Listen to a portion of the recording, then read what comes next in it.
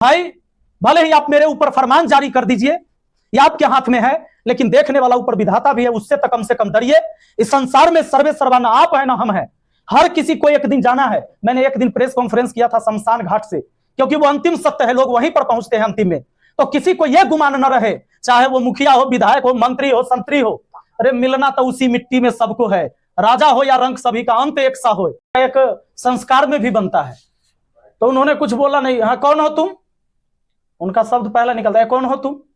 बोले कि सर हम सलाह पंचायत के मुखिया है, विपिन कुमार राय नाम हुआ हमारा। हाँ क्या बात है? मैंने बोला कि सर हमको पंचायत सरकार भवन निर्माण के संबंध में बात करना है आपसे। हाँ क्या बात करना है?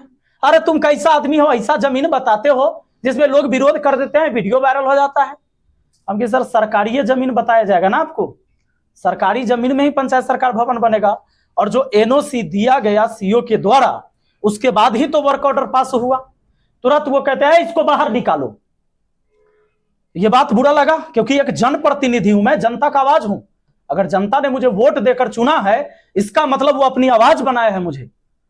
फिर उन्होंने दोबारा मुझसे पूछा कि तुम मुखिया है कि तेरी मां मुखिया है? मैंने बोला सर मैं ही मुखिया हूं। तो फिर उसके बाद भी उन्होंने कई सारे शब्द कहे कि तुम नया नया अभी मुखिया बने हो।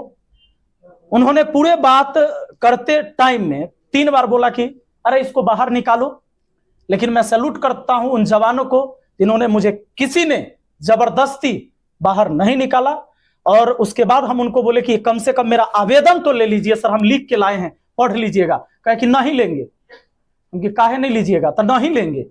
तो फिर हम चले आए, हम बोले कि थैंक यू, धन्यवाद। हालांकि वही आवेदन आज दोबारा मैं लेकर आया था, और मैंने लोगों से आह्वान किया था कि भाई आपकी भी अगर समस्या, ये मेरी समस्या थी, अगर वैशाली जिला के किसी भी व्यक्ति का समस्या है तो अपनी अपनी समस्या लेकर पहुंचिए डीएम कार्यालय आज 11 बजे।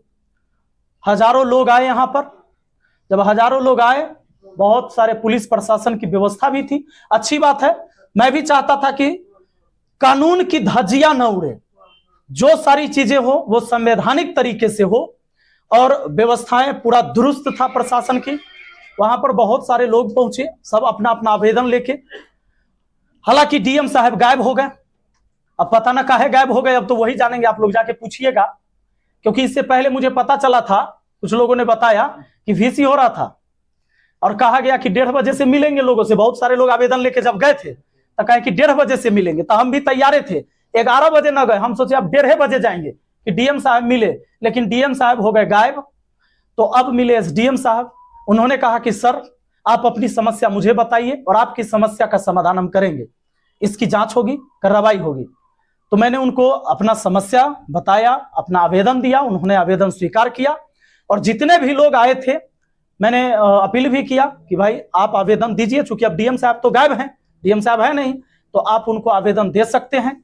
और मैं एसडीएम साहब से फिर जानना चाहूंगा कि कितने आवेदन आए और कितने आवेदन का निपटारा हुआ। हालांकि मैंने ये भी कहा है कि यह भी आश्वासन दिया जाए आवेदन लेने के बाद कि आपके इस आवेदन के समस्या का निपटारा कब तक होगा। चाहे कोई भी व्यक्ति, या तो वो राशन कार्ड बनवाता है, तो राशन कार्ड जब बनवाने जाएगा तो आप अप्लाई करिएगा, तो ब्लॉक की स्थिति यह है कि पहले रिजेक्ट हो जाएगा फॉर्म। आप फॉर्म भरते रहिएगा, ऑनलाइन करते रहिएगा, वो रिजेक्ट होते रहेगा। लेकिन जैसे ही किसी दलाल को पकड़िएगा, 5,000 रुपया दीजिएगा, फॉर्म एक्सेप्ट हो जाता है। तो इसकी जांच होनी चाहिए। पूरे वैशाली जिला में एक सलाहा पंचायत है जहां 5 केजी के 5 केजी राशन प्रति व्यक्ति मिलता है, बाकी जिला में क्यों नहीं मिलता है, यह सवाल बनता है। और आप सबको पता है, मीडिया बंधु है, आप पता लगाइए, जब डीलर के यहां राशन बटाता है तो आप लोग को जाना चाहिए। इसके बाद यही सारे सवाल हम उठा रहे थे, लेकिन हमारे ऊपर नोटिस निकाल दिया गया। ये जो चीजें मैं बोल रहा हूं कि जातीय, आवासीय, राशन कार्ड, शौचालय, आवास, इनमें घूस लिया जाता है। पूरे जिला क्या पूरे बिहार की स्थिति है ये। लेकिन यह बात बोलने पर मेरे ऊपर एक नोटिस निकाल दिया गया है कि आप जो बोलते हो वो झूठी झूठी खबर है। तो फिर किस बात का गुमान और किस पद का गुमान? लेकिन अगर आप पढ़ लिख कर आए हैं तो आप अपने समाज की उन्नति के लिए आए हैं, इसलिए इस पर कार्य करना चाहिए। और देखते हैं, अगर कोई समस्या होती है तो फिर हम डीएम कार्यालय आएंगे, और कोई भी व्यक्ति का समस्या होगा तो मैं एक